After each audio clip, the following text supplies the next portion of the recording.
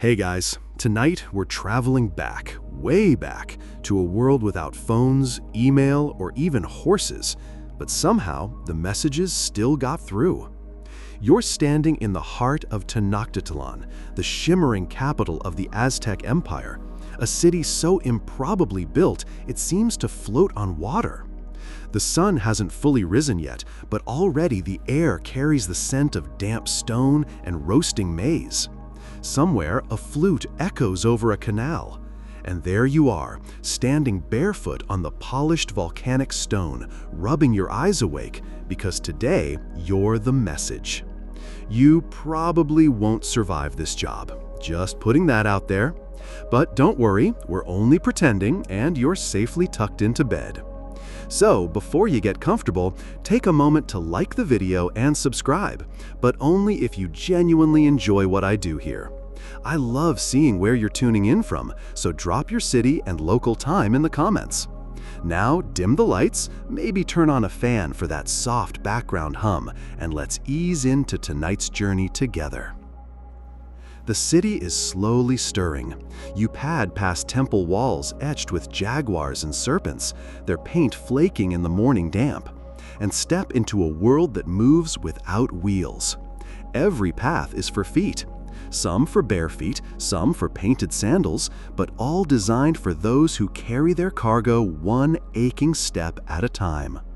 It's a foggy morning, and your first breath tastes like lake mist and crushed sage. Tenochtitlan doesn't wake up all at once, it exhales. Soft paddle strokes on the canals, distant coughs from vendors lighting charcoal, the buzz of chinampas, floating farms, drifting into view like ghosts with corn stalks.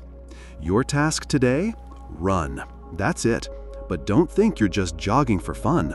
You're a penanini, a foot runner in the Aztec communication web, and you're responsible for carrying a message that could decide a marriage, a war, or just whether the tomatoes made it to the market. There are others like you already stretching. One guy next to you is slapping his thighs dramatically. Another cracks his neck like he's about to wrestle a jaguar. Someone else is chewing cacao like it's morning espresso. The race isn't for speed, though. It's for distance and memory. And breakfast. Always breakfast. Your satchel is light, but your stomach isn't. You had a tortilla dipped in beans, maybe a crushed chili if you're lucky. No bacon, no eggs, no orange juice. Just the kind of food that doesn't slosh in your stomach while you leap over tree roots or sidestep the odd stray dog. The dogs here don't bark much. They're too busy judging. And now the city is awake. Priests chant in temples, merchants yell about avocado prices, and you, well, you jog. Past vendors unloading baskets of squash. Past nobility gliding by with cloaks of quetzal feathers and expressions that say, "I haven't carried anything heavier than my ego in years." You glance at the canals where flower-laden canoes glide like water insects, and for a second you consider swimming instead of running. Too bad you can't deliver messages soggy. The road out of Tenochtitlan is paved with smooth black stones. They say the emperor had these built not just for show, but to keep you, yes you, on your feet and moving. The obsidian glints like spilled stars under your toes, and the road stretches into the morning like a promise or a threat, maybe both. Historians still argue whether every runner like you came from the same class of trained couriers, or if sometimes just a strong, smart kid was pulled off a farm and told, "Run this to Tlaxcala and don't trip." Either way, you don't get a uniform, no badge, just your feet, your wits, and a very healthy fear of being late.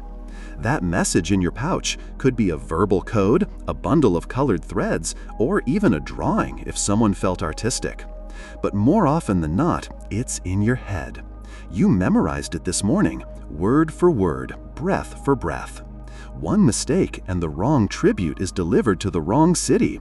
Or worse, you tell someone to prepare for a festival when it's actually time for a battle.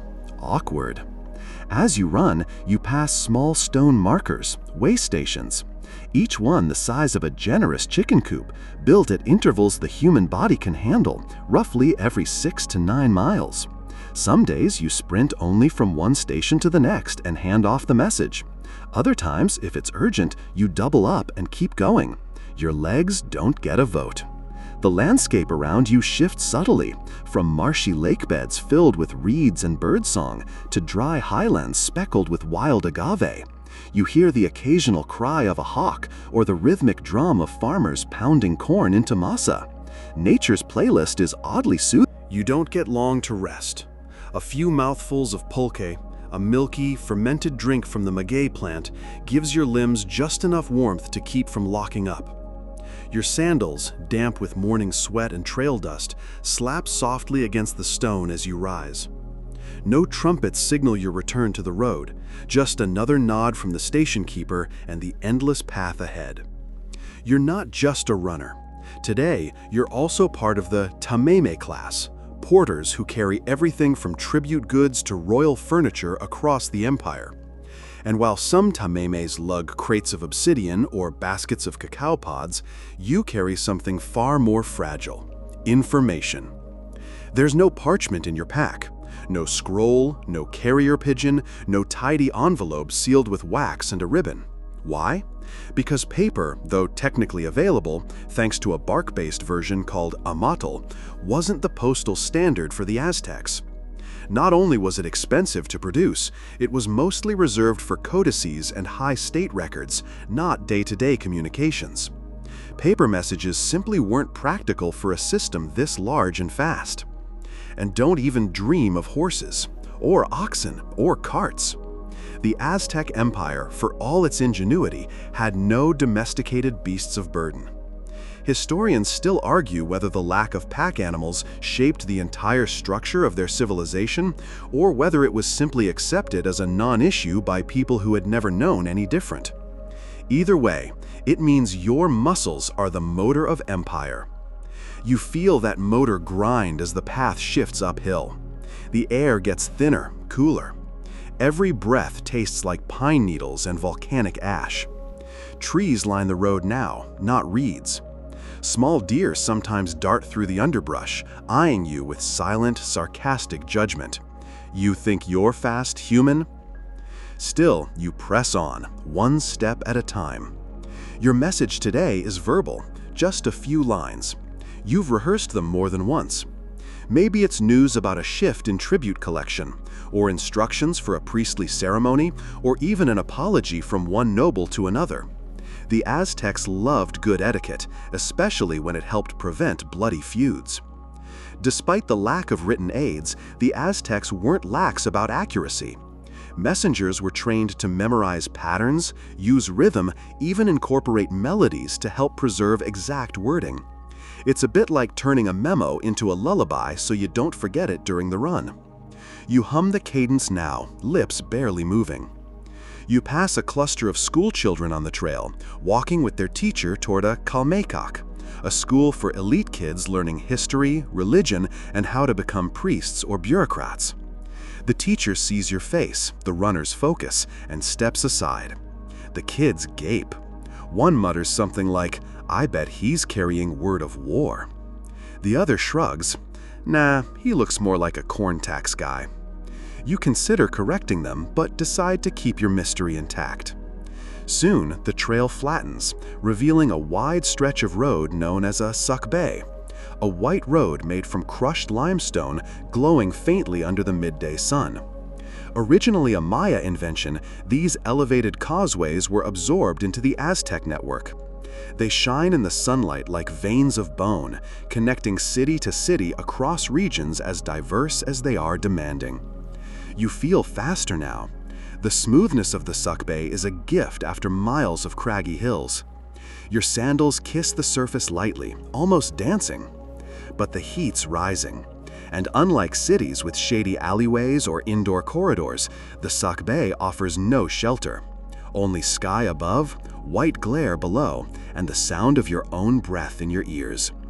If you're lucky, the next post station isn't far. Another runner passes you, going back the other way. She nods, tight-lipped, but her eyes glint with something familiar. Hunger, maybe? Ambition? Or just the pain of remembering a 6-line message when you're 3 hours deep into a desert? You give her a silent salute. The brotherhood and sisterhood of the foot never really need to speak. In the distance, you glimpse a kalpuli, a village cluster that serves both residential and administrative functions. Sometimes these communities maintain their own mini-runner systems to pass messages up the chain. That's when your job becomes one of integration, taking a local request and plugging it into the empire-wide relay. Outside the kalpuli, a group of women press tortillas while gossiping freely. You catch phrases about a noble's daughter who ran off with a merchant's son, or a tax collector who's mysteriously ill just before tribute day.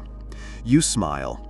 Runners are supposed to be neutral, silent observers, but everyone knows that paianinis and tamemes spread gossip just as efficiently as official orders. The road, you stretch your legs under the shade of a mesquite tree, feeling the burn retreat from your thighs just enough to stand again. The boy who took your message is long gone now, his silhouette swallowed by the forest trail like a pebble tossed into a river. Your job, for the moment, is done. But in the Aztec postal system, there's no such thing as a day off. Not really. Before you move again, you take a moment to look around. You're at what's known as a tekialayan station, typically a small, well-positioned building staffed by 1 or 2 keepers and equipped with food, water, and maybe even a hammock for particularly rough days. These pit stops, modest though they seem, are the reason the Empire's communication runs as smoothly as it does. They're the lungs of the system, allowing messages to breathe between sprints. Some say these way stations were placed every 2 to 3 miles.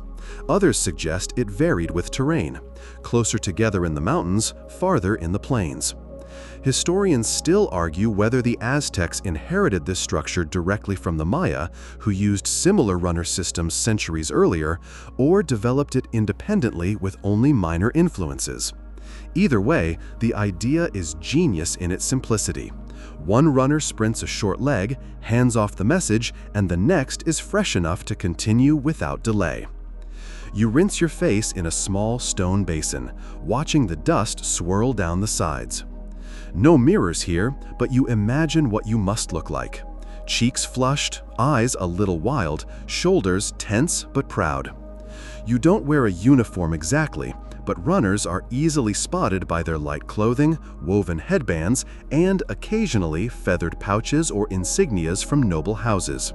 It's not glamorous, but it's honorable. A little like being the Empire's bloodstream. Your next assignment comes not from a noble, but a priest. The station keeper hands you a small pouch wrapped in rabbit hide. You shake it gently. Inside, a carved obsidian bead and a dried flower. Not a love note, no, more like a coded token. You've seen this ritual before. A temple in a nearby city wants to confirm the timing of a lunar rite. Instead of writing a letter, they send objects that represent the concept. The obsidian is night, the flower a day's bloom. Together, they hint at a date. You sigh. No words to remember this time, just meaning to interpret. You tuck the pouch under your tunic and head north, where the road dips into a rocky canyon. The sound of your feet bounces off the walls like drum beats, each echo a reminder that you're alone but not unnoticed. Here, the wild things rule. Lizards sunbathe on rocks. Vultures circle high overhead.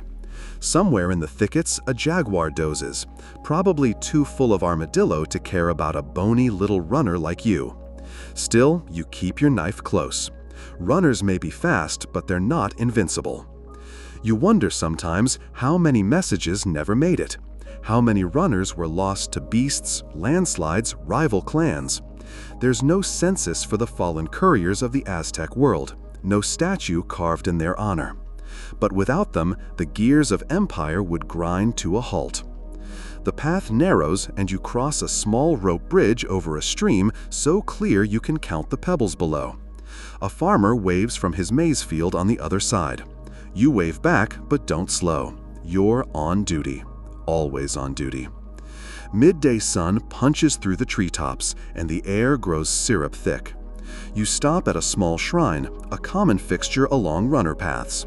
Offerings of cocoa beans, feathers, and tiny corn dolls litter the stone base. You add a pebble to the pile, whispering thanks to Hypnotically, the wind god often honored by runners. Whether it's superstition or genuine faith, it doesn't matter. You need all the luck you can get. Another mile. Your calves start to twitch, tiny involuntary spasms like drum rolls under your skin. You chew on a piece of roasted maguey root, bitter but energizing. Some runners swear by it, others prefer chili paste. One guy back at Tenochtitlan used to eat roasted ants before every run, claimed it made him float. You never had the courage to test that theory. You reach a fork in the road. One path climbs sharply toward the hills, the other weaves downward toward a misty basin.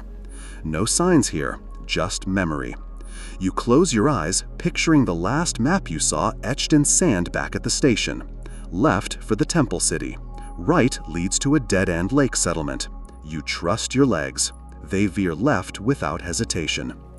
Up the hill, your breath turns ragged, but your mind sharpens. The obsidian and flower message throbs in your tunic like a second heart. You think about the priest who packed it. Did he smile while choosing the flower? Was it meant? You wake before dawn, nestled under a thatched awning behind the temple city's outer wall, your legs stiff, but your heart oddly light. There's a calm that follows a successful run, like the afterglow of a story well told, or maybe a nap well taken. Either way, it won't last long. You're already lacing your sandals again before the sky brightens.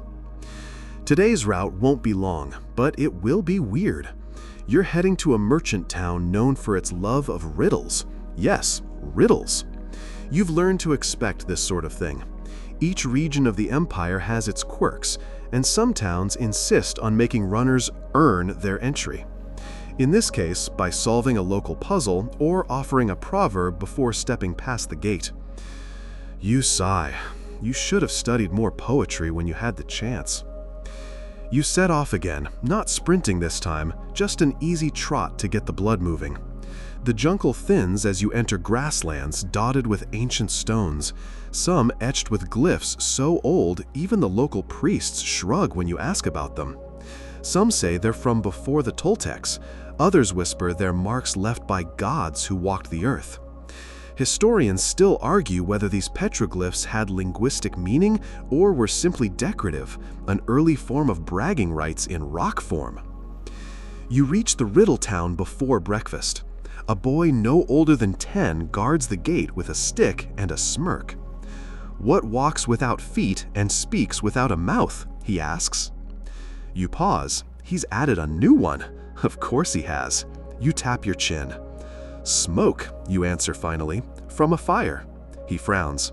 That's not the answer. You blink. Then what is? He grins, stepping aside. Still smoke. I just like to argue. Kids. Inside the town, the roads are paved in crushed seashells, a crunchy reminder that trade is the empire's second language. Merchants here deal in cacao, jade beads, woven cloth, and salt. Everything smells faintly of roasted peppers and fermented maize. Polka, maybe. You pass a woman painting tiny jaguar spots on clay bowls. Another man is fitting a parrot with a tiny feathered headdress, presumably for some upcoming festival. This place has flair. You're not just here for show, though. You're carrying a tribute list on a folded bark scroll, a rare use of paper in this mostly oral system. The scroll isn't written in letters, but in pictographs, each symbol a stand-in for the goods owed this season. A basket of cacao, 3 woven tunics, 2 obsidian knives, a jar of salt. You've memorized the sequence, of course, in case the scroll gets wet, burned, or, again, eaten by a nosy monkey. It's happened before. You don't talk about it. You deliver the message to the market overseer, who smells like tamales and distrust. He eyes the scroll, then you, then the scroll again. Finally, he nods. They'll be ready in 3 sunrises, he mutters. Good enough. You don't linger, not because you're in a rush, but because staying too long in a merchant town as a merchant usually means someone will ask you to carry something just a little ways down the road. Next thing you know, you're hauling a live turkey halfway across the empire for one extra cacao bean. Not worth it. You head back out, retracing part of your path until you reach a fork, this time turning east toward a lakeside village known for its boat carriers. Yes, runners use boats sometimes. Not always, and not for the faint of balance. You've fallen in, twice. Once into a canal full of lilies and frogs, the other into a muddy channel where a priest later claimed he saw a message serpent crawl out of your pouch. He blessed you. You got a week off. It wasn't all bad. Today's crossing is gentler. You meet a canoe guide by the reeds, a wiry man with a mole shaped like a star under his left eye. He offers no words, only a nod. You step into the boat and sit with your knees pulled to your chest, watching the shoreline shrink as he paddles. Out on the lake, everything slows. The air is cool and dragonflies skim the water's surface like tiny blue dancers. You close your eyes, if only for a second, and imagine what the empire looks like from above. Webs of roads and rivers, every thread pulsing with runners, messages, gossip, trade, warnings, blessings, and bad poetry. A living network. You're a strand in that web. You land just before midday, stepping onto a dock slick with algae. A child greets you, wide-eyed, holding a flower garland. You lean down, accepting it with mock solemnity. She giggles. You're a hero here, at least for the next 5 minutes. The message you carry this time is verbal, delicate but important. A local chieftain wants to know if the emperor approves of a wedding. You're on the move again, pounding sun-hardened earth underfoot, chasing shadows that flit across the trail like playful spirits. The path you're on is narrow, just wide enough for one person at a time, and the jungle presses in close, thick with vines and chirping insects. Your thighs burn with the familiar ache of constant motion, but you don't stop, because just ahead is something special. A tamal kali. You've earned it. This isn't a fancy term, it's exactly what it sounds like, a tamale house, one of hundreds dotted across the Aztec Empire, rest stops for messengers like you. You approach a cluster of low, stone-walled buildings nestled beside a spring. Smoke curls lazily from a chimney. Somewhere inside, someone is grinding maize. Your stomach makes a noise that could probably be heard back in Tenochtitlan. These rest stations were a stroke of brilliance in an empire without wheels or beasts of burden. Historians still argue whether they were spaced purely by distance or also by terrain. Some say every 8 miles, others suggest every time a runner looked like they might collapse into the bushes. You'd believe either. You step inside the largest hut and inhale. Corn, chili, steam. A woman nods to you from the hearth, handing over a steaming leaf-wrapped bundle without a word. The filling today is beans and squash blossom. You don't even wait. You sit on a cool stone ledge, peel back the wrapper, and take a bite. It's heaven. The food is more than delicious. It's functional. High carb, low fuss. Tamales can be eaten one-handed while on the move, and they last surprisingly long when wrapped well. Some runners have been known to stash extras under their capes. You've done it. You've regretted it. Warm tamale? Yes. Sweaty back tamale? Never again.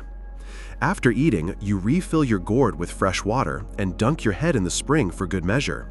The cool shock wakes every cell in your body. Then it's time to check the message relay. Outside, another runner is already waiting. He's younger, leaner, practically vibrating with eagerness. He's your relay partner, and it's his turn to carry the baton, figuratively speaking. You're not handing him a torch or scroll, just a verbal message encoded with rhyme, rhythm, and imagery to make it stick. You say it aloud, slow and steady, and he repeats it perfectly, again and again. The Aztecs had no phonetic alphabet, so their long-distance communications relied on spoken memory and imagery-rich language. You're passing along more than words. You're transmitting rhythm, metaphor, even intonation. You're the human radio. He nods once, then vanishes into the trees like a dart shot from a blowgun. You let out a breath and lean back against a wall. You won't be running for a few hours now. Maybe you'll nap. Maybe you'll help carry water. But more likely, you'll listen. Tamal Callis are crossroads, not just for runners, but for stories. A merchant in the corner is boasting about a feathered cloak he sold to a noblewoman in Texcoco. She paid in turquoise and a poem, apparently. A priest tells the cook about a ceremony involving frogs and cocoa butter. Don't ask. Even gossip has a rhythm here, like the steady drumbeat of the empire. And then there's the wall. Each Tamal Calli has one, a painted mural or carving recording the names and deeds of especially swift or clever runners. You scan it now, eyes lingering on glyphs that tell stories without a single letter. A jaguar next to a mountain means swift climber. A hummingbird over waves crosses water like wind. You haven't made the wall yet, but you will. Someday. Maybe today. But not yet. A call comes from outside, a new message, urgent. The runner who just left has returned, winded, saying the bridge to the next post is out, washed away in last night's storm. Great. There's no backup trail, just the river, swollen and muddy. You could wait, you could sleep, but you're already moving again, checking the riverbank for driftwood, vines, anything floatable. You find what you need, a sturdy log wide as your thigh. It's not graceful, but it'll hold. You strip down to your loincloth, sling your message pouch around your neck, and wade in. The water is cold and fast. You straddle the log and kick off. There are frogs on the banks, watching your progress like judges. You imagine one holds up a tiny stone slab. 6 out of 10, poor launch. Halfway across, you almost tip. You shout something undignified and manage to stay upright. Then you're through, soaked, shivering, triumphant. You don't stop to dry off. You run. Clothes clinging, sandals squelching, your pouch pressing into your chest with every step. This is the unspoken truth of the Aztec postal system. It works because runners don't stop. There's no rest unless the next link is ready. No excuse unless you're dead. And even then, You've dried off now, more or less, but your sandals still squish slightly as you walk across the flagstone floor of the Tamal Calli.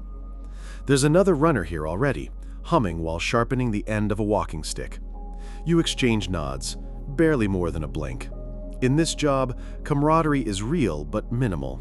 Everyone's moving too fast for small talk. Your next message is ready.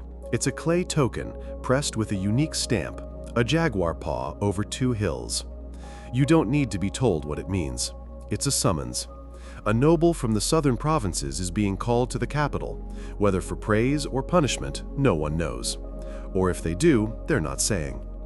These stamped tokens are rare but powerful, the Aztec equivalent of a royal subpoena. You tuck the token into a pouch lined with rabbit fur to protect it, then set out again, this time toward higher ground. The hills roll ahead like sleeping giants, and the trail winds up and around their shoulders.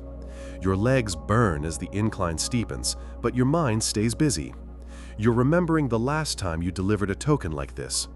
The recipient had burst into tears and offered you a roasted gopher as thanks, or bribe. You'd taken it, of course, not the bribe, just the gopher. You're only human. The higher you climb, the more the scenery changes. The trees thin out, replaced by low shrubs and hardy grasses. You spot a hawk circling far above and wonder if it sees you as a fellow messenger or just potential lunch. A breeze picks up, cool and clean, and you let it fill your lungs. Halfway up the mountain pass, you pause near a carved stone pillar. These waymarkers are spaced along major routes to guide runners and pilgrims. Some are simple directional aids. Others, like this one, are covered in glyphs warning of sacred ground ahead. You whisper a quick blessing, more habit than belief, and move on. Soon you pass a small shrine carved into the cliff face. A weathered idol sits inside, face half eroded, one arm missing. Someone's left a fresh flower garland and a tiny maze doll. You smile. Even in the fast-paced world of runners, there's room for small kindnesses.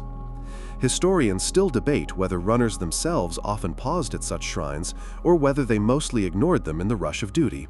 You prefer the version with a little more magic. As you crest the ridge, the view opens like a fan. The valley below is vast and green, dotted with terraces and tiny villages. Somewhere down there is your next stop, a town known for its obsession with feathers. Seriously, feathers. As you descend the other side, you notice them immediately. Blue and green plumes tied to doorposts, pinned into hair, even fluttering from laundry lines. This town supplies the empire's feather workers, who craft everything from headdresses to imperial capes. Feather currency is a real thing here, and losing a particularly rare quetzal plume is considered a minor tragedy. You once saw a man cry over a gust of wind. No judgment. The noble you're looking for lives in a house with a red-painted wall and a roof trimmed in yellow parrot feathers, because of course he does. You find him in the courtyard, arranging what appears to be a duel between two trained hummingbirds. When he sees you, he sighs and waves the birds away. "I knew you'd come," he says, not unkindly. You hand over the token without a word. He turns it in his hand, reading the impression with practiced ease. His eyes flicker, just once. "When?" he asks. "4 days," you answer. He nods.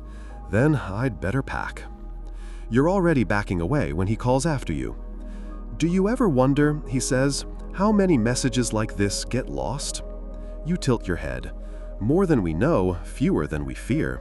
He laughs, a dry sound. "Fair." You leave him to his packing and head for the Tamalkali. There's one here, of course, tucked between two stone fences, its chimney puffing like a lazy volcano. You duck inside and are met with the familiar smell of roasted maize and damp stone. But this time, there's something different. A painting on the far wall shows a runner, bare-chested, mid-stride, sandals barely touching the ground. Behind him trails a ribbon of light, or maybe smoke, or maybe the spoken word itself. The artist hasn't decided. It's beautiful. A young boy notices you staring. "That's a painting of the first runner," he says. "He carried the world's first message, from the gods to us." You nod, impressed. "What was the message?" The boy shrugs. "No one remembers." Figures. You settle into a corner, peeling off your sandals and letting your feet breathe. A woman offers you tamales stuffed with mushrooms and wild greens. You accept with gratitude, eating slowly, savoring the rare moment of stillness. It's tempting to stop here, to let someone else carry the next leg, but you know you won't. Not yet. The road is still calling. And somewhere out there, someone is waiting for a message. The sun slides lower, painting the sky with warm strokes of orange and violet. Your body feels the day's miles in every muscle, but the trail doesn't get any easier. Tonight, you'll traverse the edge of the swampy wetlands, a slow, sticky stretch known for its mosquitoes and mysterious noises. You take a deep breath, knowing this part of the journey requires patience and a calm mind. Wetlands are tricky. Your sandals sink slightly into the mud, making each step a careful negotiation between steady progress and avoiding an embarrassing stumble. The air here smells thick, earthy, damp, tinged with the sweet decay of fallen leaves. Every now and then, you hear a soft plop or the splash of an unseen creature. It's a symphony for the patient, a gentle soundtrack to your steady march. Historians still argue whether the Aztecs considered these wetlands a barrier or a sacred place. Some believe the marshes symbolized a kind of living boundary between worlds, a place where spirits and mortals brushed shoulders. You don't see any spirits, but you do feel a slight chill now and then, as if the air itself remembers stories you don't. Your pace slows, but your mind stays sharp. You think about the message cradled in your pouch, a carefully folded piece of cloth dyed with a pattern of waves and jagged mountains. It's a poetic riddle describing a border dispute between two local lords. If you get it wrong, the peace between towns could shatter like dry pottery. The path curves, and a flicker of movement catches your eye. A small frog perched on a rock, its skin glossy and patterned like cracked jade. You remember the story a priest once told you, how the Aztec rain god Tlaloc transformed a lazy messenger into a frog for skipping his duties. You chuckle quietly. You don't plan on joining Frog Society anytime soon. Suddenly, the sound of footsteps echoes behind you. You glance back. Another runner, this one from a nearby province, is following your trail. You nod briefly. In this part of the empire, runners often teamed up when the route got tough. Sharing stories helped pass the time, and having a backup was practical. Wetlands slow everything down, your companion murmurs, matching your stride. Patience is the messenger's best friend, you reply. Together, you navigate a narrow wooden bridge made from interwoven branches, a fragile crossing over a sluggish creek. The bridge creaks ominously, but it holds. You don't mention the last time it didn't, and someone had to swim for it. Reaching the other side, the mosquitoes swarm immediately. You slap at your arms and neck, grateful for the thick clay smear on your skin. It's a traditional insect repellent made from crushed herbs and ash. Smells awful, but works like magic. The final stretch leads you through a small village where lanterns flicker against adobe walls. Children peek from doorways, wide-eyed but silent, as if the runners carry a kind of sacred urgency. At the village Tamilkali, you are greeted warmly. The keeper is an elderly woman with silver braids and a knowing smile. She hands you a cup of thick, warm atoll, a comforting maize drink that soothes tired muscles and fills empty bellies. As you sip, you glance around. The walls here are decorated with faded murals depicting scenes of daily life. Farmers planting, weavers at their looms, dancers in elaborate costumes. It's a quiet reminder that your journey connects not just cities, but people. You settle in to rest briefly, knowing the next leg will take you through the dense forest to the east. The soft murmurs of the village lull you into a near drowsy state, but you stay alert. Messages don't wait for sleep. Before you lie down, you catch sight of a small carved figure near the hearth, an unusual representation of a winged serpent, not the familiar Quetzalcoatl, but a variant known only to locals. Scholars still debate what these regional symbols truly meant, and you wonder if the villagers themselves remember. With the night deepening, you prepare to rise again, knowing this job is never truly done. Somewhere ahead, words and secrets need a voice, and you will be that voice. You rise from the warmth of the Tamilkali, your muscles protesting gently but obediently. The forest waits ahead, a thick, tangled cathedral of green that swallows the sunlight. Moss drapes from branches like ancient curtains, and the air hums with the steady drone of cicadas. The scent of damp earth and blooming orchids fills your nostrils, a perfume both fresh and heavy. This section of the route is known for its silence and shadows, where the forest feels alive, watching. You step carefully, feeling the spongy ground beneath your sandals give just a little with each step. Your pace slows as you remember.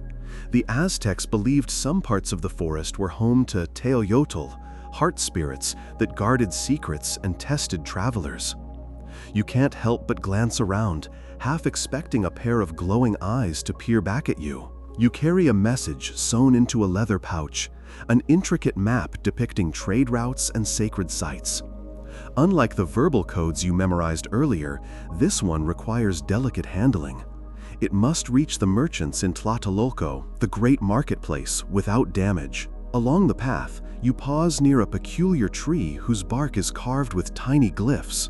Some say it's a message from a previous runner or a warning left by forest priests. The symbols are worn, and historians still debate their exact meaning. You trace a finger over one that looks like a feathered serpent's head and wonder if it's a blessing or a curse. Suddenly, a rustle nearby. You freeze. A small ocelot pads silently across the path, golden eyes catching the light before it disappears into the underbrush. You smile to yourself. The forest is alive, but not hostile, at least not to you. Further along, you find a narrow creek, its water clear and cool. You kneel and drink deeply, the cold liquid reviving your spirits. You refill your gourds and splash some on your face to wash away the grime and sweat of the day. The water tastes pure and fresh, an oasis in the dense greenery. As you move on, the sound of distant drums drifts through the trees. A nearby village is preparing for a festival. You imagine dancers adorned in jaguar pelts and painted faces, their feet pounding rhythms that echo through the night. It's a sharp contrast to your quiet journey, but reminds you that life pulses all around. You think about the people you serve, the merchants, priests, nobles, and commoners whose lives depend on your messages. It's strange, isn't it, that a single piece of information passed hand to hand can change the course of events, sway decisions, or calm tensions. You are the thread weaving together a vast, complex tapestry. A sudden snap of a twig makes you jump, but it's only a pair of children playing with sticks near the path's edge. They wave and grin, then scamper away giggling. You chuckle softly. Even in a world so full of duty and speed, there's room for simple joys. The forest thins at last, and the path leads up a gentle slope to a clearing where a tamal kali waits like a beacon. Smoke spirals upward, and the smell of roasting meat tickles your nose. You're greeted with warm smiles and handed a tamale stuffed with spiced turkey and peppers, a rare treat. You sit down, savoring the flavors and the moment's peace. Nearby, an elder recounts tales of legendary runners who could carry messages faster than the wind. You listen, letting the stories drift over you like a soft blanket. The night deepens, stars glimmering through the thinning canopy. You know your rest here will be brief, but it's enough to recharge before the final push to the city. As you prepare to rise again, you feel the steady heartbeat of the forest around you. It's a reminder. Every step forward is a step deeper into the living history of your people. You push off from the tamal kali with the dawn just brushing the sky in soft pinks and blues. The final stretch of your journey lies ahead, an open plain dotted with scattered villages and fields heavy with maize. The air here is lighter, the land wide and welcoming after the dense forest you left behind. Your feet pound a steady rhythm on the packed earth as you make your way toward Tenochtitlan, the great capital itself shimmering on the horizon. The city's temples and causeways are waking to the day, smoke rising from countless hearths like a soft, steady breath. You imagine the buzz of merchants, priests, and citizens readying themselves for another busy day. The message in your pouch feels heavier now, not because of its weight, but because of its importance. It's a plea for assistance from a border town threatened by raiders, written in carefully folded bark paper with delicate glyphs. Your hands handle it with reverence, knowing that lives may hinge on this urgent call. You remember the stories told by older runners of the Pohteka, long-distance traders who doubled as messengers, spies, and diplomats. Their journeys spanned hundreds of miles, their feet carrying not just goods, but secrets. You wonder how their stories might differ from yours, or if they ever felt the same blend of exhaustion and pride. A group of farmers tending their fields waves as you pass, and you offer a tired but genuine smile in return. Their eyes reflect respect. Runners are both admired and envied for their vital role in Aztec society. You think about how your position connects all these lives, a thread woven through the empire's vast tapestry. Ahead, the road curves around a small hill crowned with a solitary eagle's nest. The bird watches you silently as you pass, regal and still. Eagles are sacred creatures, symbols of the sun and warriors. You nod in acknowledgement, feeling a quiet kinship. As the city gates come into view, you slow to a jog, heart pounding. Not from fatigue this time, but anticipation. You pass through the bustling entrance, greeted by the clang of temple bells and the calls of street vendors. The smell of tortillas cooking mingles with the scent of blooming cacti. Inside the city, runners move like veins, carrying life through the urban body. You spot a familiar face, a fellow messenger preparing to take your message to the high priest. There's a nod of mutual respect, a silent acknowledgement of shared purpose. You approach the grand tamal kali at the heart of the city, where messages converge before being dispatched again or delivered to their final destination. The air buzzes with urgency and quiet satisfaction. Handing over the message, you feel a wave of relief wash over you. The journey is nearly complete, but your role remains crucial. Someone out there depends on your speed and reliability. Before you rest, you take a moment to reflect on the road you've traveled. The hills, wetlands, forests, and fields. Each step part of a living history, a story told in sweat and breath and determination. Historians still argue whether the Aztec postal system was more efficient than those of contemporary empires, but you know firsthand the power of connection it provides. You might be just one runner among many, but your footsteps echo across centuries. You peel off your sandals at last, the cool stone beneath your feet a small comfort. The city hums around you, alive and endless. Your next message waits, but for now, you breathe deep and let the city's pulse slow your own. The city's morning buzz softens as you find a quiet corner in the Tamal-Kelly to rest and gather your thoughts. The scent of roasting chilies and fresh maize lingers in the air, mingling with the faint notes of incense from a nearby shrine. You settle down, feeling the coolness of the stone floor seep through your worn sandals. This pause offers a rare chance to reflect on the tools that make your work possible. The Aztec postal system famously used no horses or paper as we know it, but instead relied on the incredible stamina of human runners and innovative methods to convey messages across vast distances. Your message pouch contains a small bundle of amat, bark paper carefully prepared from fig trees. It's delicate but durable and inscribed with pictographic symbols that convey detailed information without words. The ingenuity here is remarkable. The Aztecs developed a complex system of signs and codes to replace written language in their communications. Interestingly, some scholars suggest that certain runners memorized entire messages orally, relying on an astounding memory rather than physical notes. Historians still debate how widespread this practice was, but you imagine the runners training their minds as much as their bodies. Your hands feel the texture of the bark paper, soft yet firm. It's been folded into intricate patterns to protect the message inside. Alongside the pictographs, you carry a quipu-like knotted cord, a kind of mnemonic device used to reinforce the message's key points. As you rest, you recall the legendary runner Tlacopan, said to have once delivered a message so vital that it changed the course of a battle. Tales like his inspire you to push through fatigue, reminding you that your role shapes history. You notice a small group of children nearby attempting to mimic the runner's long strides, giggling as they tire quickly. You smile, remembering your own early days of training, awkward, breathless, but full of determination. Beyond the city, messages flow constantly along a vast network of trails. Relay stations, known as Tamal-Kelly, are scattered across the empire, places where runners pass the baton to fresh legs. This relay system maximizes speed and efficiency, a testament to the organizational brilliance of the Aztec state. You lean back, eyes closing briefly as a soft breeze carries the sound of chanting priests from the nearby temple. It's easy to forget the grand scale of this system when you're caught up in the physical grind, but moments like this remind you of the empire's pulse beating strong beneath the surface. Before you prepare to move on, you smooth your message pouch and glance at the horizon. The path ahead holds more miles, more stories, and more voices waiting to be heard. The sun climbs steadily as you step away from the Tamal-Kelly, the city's vibrant pulse fading behind you like a gentle heartbeat.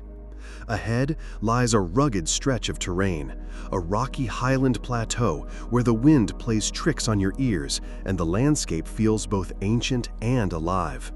This segment of your journey demands more than just endurance. It asks for careful navigation and respect for the land's subtle signs. Stones here are etched with faded petroglyphs, spiral shapes, animals, and abstract symbols that have puzzled scholars for decades. Some believe these carvings served as markers for runners, guiding them through the often featureless expanse. As you move forward, you feel the cool breeze sharpening your senses. The air carries the faint scent of pine needles and distant fires. You remember tales of the highland villages, where elders gather to recount stories under starlit skies, their voices weaving history and myth together. Your path crosses a narrow ridge where the land falls away into a breathtaking valley. You pause to catch your breath, taking in the panorama. Fields terraced like giant staircases, tiny huts dotting the landscape, and winding rivers glinting like silver threads. Historians still argue whether the Aztec postal runners ever used signal fires atop these ridges to relay urgent news faster than foot travel. Some accounts hint at their existence, but clear evidence remains elusive. You like to think the fires burned, a secret code flickering in the night sky. A sudden rustle in the bushes startles you, but it's only a small family of rabbits darting across your path. You grin, feeling a moment's lightness amid the physical strain. The message you carry now is urgent, a request for reinforcements from a northern ally facing unrest. It's been sewn into a small cloth pouch embroidered with geometric patterns that tell their own story.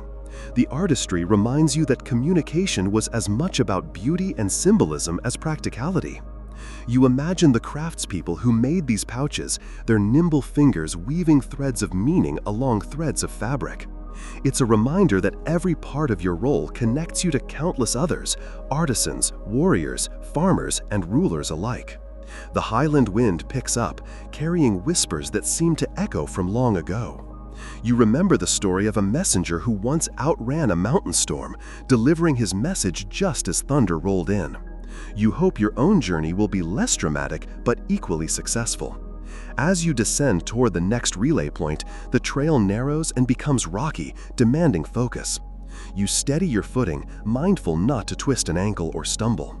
The path curves around a large boulder, etched with faded glyphs that you recognize from your earlier studies, a symbol thought to represent safe passage. You pause for a moment, placing your hand gently on the cool stone. The world feels both timeless and immediate, a shared space between past and present. The relay station looms ahead, a modest structure with a thatched roof, smoke curling from its chimney. You spot fellow runners preparing to take their turn, faces lined with fatigue and determination. Passing your message forward, you feel the familiar mix of relief and responsibility. The network is a living organism, and you are but one vital cell. Before resting briefly, you gaze back toward the ridge, feeling the vastness of the empire stretch out in all directions. The road continues, stories unfolding with every step. You rise from the relay station refreshed, the scent of roasting maize and wood smoke lingering as you step back onto the winding trail. The sun hangs high now, casting long shadows that dance playfully over the uneven ground. The landscape shifts subtly, a mix of cultivated fields, wildflowers nodding in the breeze, and clusters of agave plants standing like sentinels. The Aztec postal runners were masters of terrain, able to adapt quickly from dense forests to open plains and rugged mountains. Their legs carried them through such variety with an almost supernatural stamina. You feel a swell of pride imagining your own feat as part of that long tradition, pushing forward with steady determination. Nearby, a group of women gathers at a well, drawing water and exchanging quiet conversation.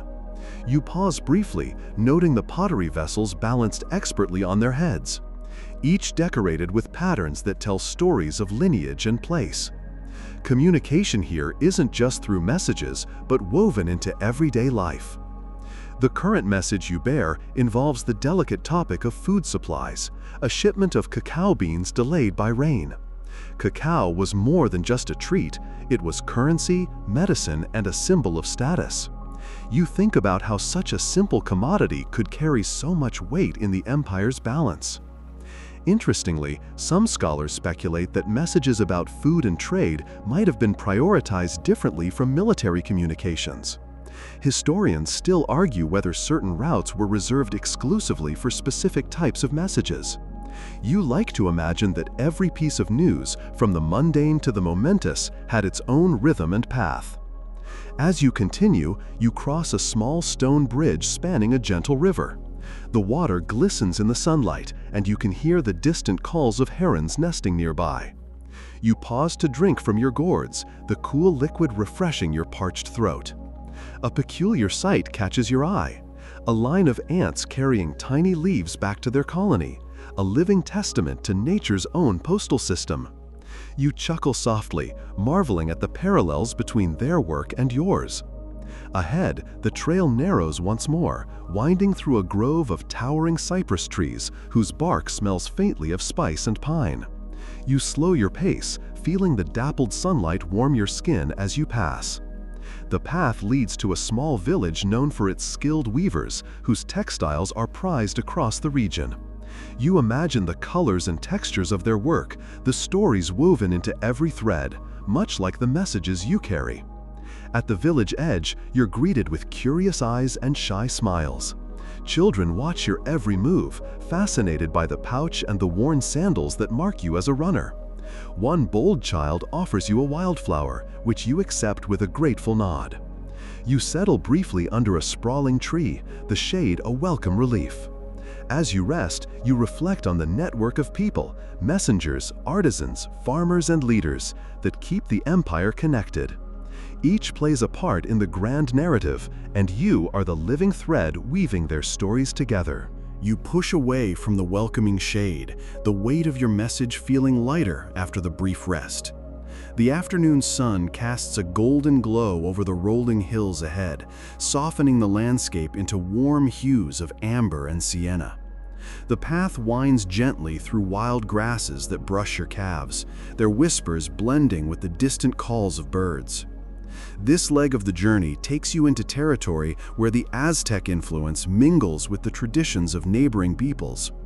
The exchange of culture, goods, and stories flows as freely as the rivers, enriching the empire's fabric in ways not always recorded in grand histories.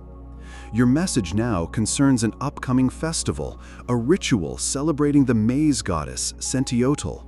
It's packed with details about offerings, dances, and communal feasts. You imagine the vibrant colors and the rhythmic beat of drums echoing across the plazas, drawing the community together in shared reverence. The role of festivals in Aztec society was not merely spiritual, but also a vital part of social cohesion and political power. Some scholars debate the extent to which these celebrations helped maintain peace and order, while others emphasize their religious significance. Either way, you know they are moments of unity and life. As you jog along the trail, you spot a small shrine nestled among wildflowers, a simple stone altar adorned with feathers and maize husks. You pause for a moment, offering a silent nod to the spirits believed to watch over travelers and runners like yourself. A sudden rustle alerts you to a troop of colorful quetzal birds fluttering nearby. Their iridescent feathers shimmer in the sunlight, a reminder of the empire's deep connection to nature's wonders. You smile at the thought of how quetzals were symbols of beauty and freedom, treasured by nobles and commoners alike.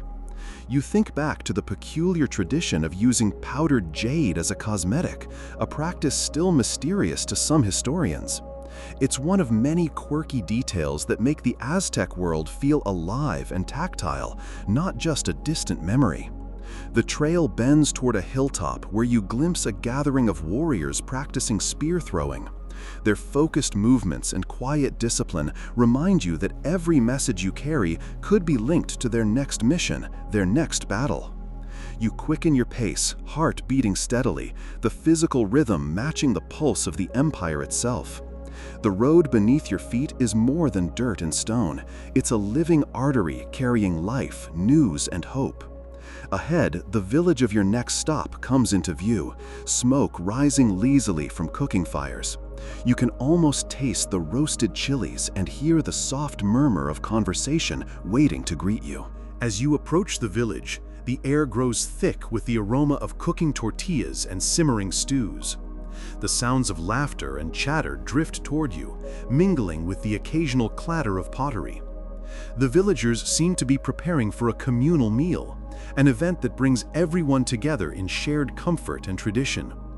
You weave through the bustling market square, where traders display vibrant baskets filled with fresh fruits, roasted insects, and bundles of aromatic herbs. The colors and textures dazzle your eyes, and you momentarily lose yourself in the sensory feast. This place embodies the everyday life that underpins the grand narratives of empire. The food, the trade, the quiet moments of connection. Your role as a runner is part of this larger tapestry, a thread linking these vibrant communities with the capital and beyond. Your current message carries news of a minor dispute over water rights between two farming villages downstream. While not a matter for war, it requires delicate mediation. You consider how governance in the Aztec Empire extended to such local concerns, balancing power and maintaining harmony. Historians still debate the precise mechanisms by which these conflicts were resolved, some suggesting formal councils, others proposing more informal negotiations among elders. Whatever the case, your message acts as a catalyst for resolution. You pause to accept a cup of pulque, the fermented drink made from agave, offered by an elder with a knowing smile. The tangy liquid warms you from the inside out, a small luxury on this long journey. Nearby, a group of children practice weaving, their fingers deftly interlacing fibers into colorful patterns. You remember the pouches that carry your messages, crafted with similar care and symbolism. The art of communication here extends far beyond words. As evening falls, you prepare to move on, feeling the weight of responsibility balanced by a growing sense of belonging. The network you serve is not just a system of messages, but a living community woven together by trust and shared purpose. The sun dips below the horizon, painting the sky with soft shades of pink and lavender. You find a quiet spot to rest, the promise of stars overhead, a comforting presence as you prepare for the final leg of your journey. The night wraps around you like a soft blanket as you leave the village behind, the stars overhead twinkling gently like scattered jewels across the deep indigo sky. The trail beneath your feet is cool now, a soothing contrast to the day's warmth. Your breath comes steady and calm, your muscles humming with the satisfaction of miles well traveled. Night runs have their own rhythm, a quiet stillness punctuated only by the occasional call of nocturnal creatures or the rustle of leaves in the breeze. The world feels more intimate, almost as if you're moving through a dreamscape painted with shadows and soft light. The message you carry is nearing its final destination, a note of thanks from a distant noble acknowledging receipt of critical supplies. You imagine their relief and gratitude, feelings that make your long journey worthwhile. Throughout your run, you've carried more than words. You've been a living connection, a thread weaving together countless lives and stories across the empire. This network of runners, roads, and messages pulses with the heartbeat of the Aztec world. You recall earlier moments, the delicate bark paper, the relay stations, the scented maize fields, and how each detail adds texture to the grand narrative. Historians still argue whether the runners were merely messengers or vital agents shaping political and social change. Perhaps both are true.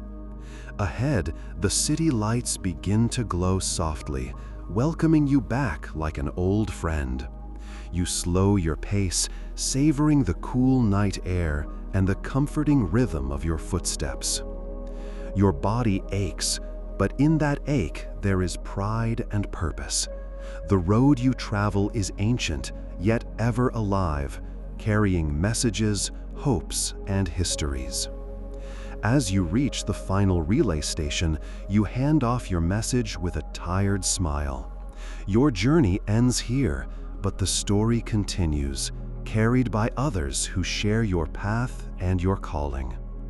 You lie back against the cool stone, eyes drifting closed. The empire hums quietly around you, a lullaby of countless voices and footsteps. Now, the day's weight lifts, and all that remains is peaceful rest. Slow, gentle whispers of night breeze curl around you as the world softly fades into calm. Imagine yourself lying beneath an endless sky, the stars watching quietly, each one a silent guardian of ancient stories. Your breath deepens, slowing like the steady pulse of the earth beneath you. The long journey through distant lands and timeless trails has come to a close, leaving you wrapped in comfort and quiet wonder. The stories you carried were more than words. They were the lifeblood of an empire, weaving together people, places, and moments lost to time. Let these images linger as your thoughts drift gently away, the sounds of a distant temple bell and rustling leaves blending into the night. Sleep now, easy and deep, wrapped in the soft folds of history's embrace.